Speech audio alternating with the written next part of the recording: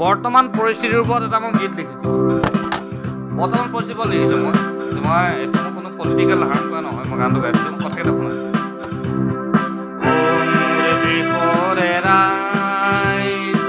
দেশখন কি হৈ গ'ল, দেশ গ'ল জাতি গ'ল আৰু গ'ল মাটি, দেশ গ'ল জাতি গ'ল আৰু গ'ল মাটি, প্ৰতিবাদ জিন্দাবাদ পকেটত গ'ল,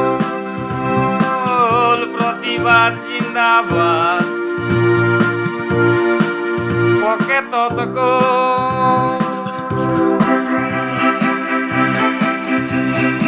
ও মোৰে দেশৰে ৰাই, দেশখন জহন্নামে গ'ল।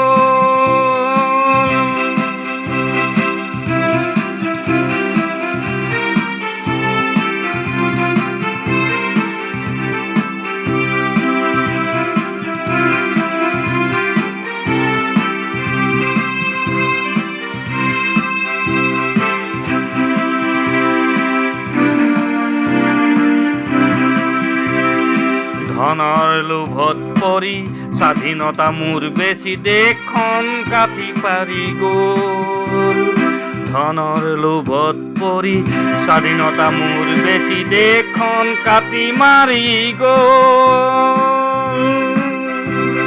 বৰ বৰ দোলাত উঠি দুটকীয়া চাউল কিনি, বৰ বৰ দোলাত উঠি দুটকীয়া চাউল কিনি, সেইবোৰে বৰ মানুহ হ'ল,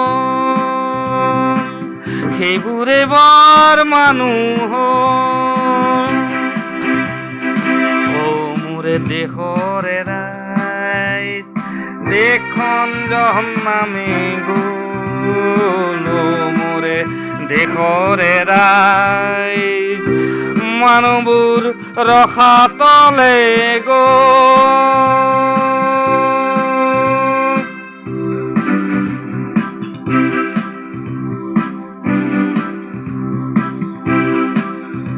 কি হ'ব এতিয়া? গীত গালে চৰকাৰে ধৰিব, এতিয়া আমাক আমি বাকৰুদ্ধ হ'লো, আমি কণ্ঠৰুদ্ধ হৈ গ'লো, আমি একো কৰিব নোৱাৰোঁ, একো কৰিব নোৱাৰোঁ। গীত এটা গালিব,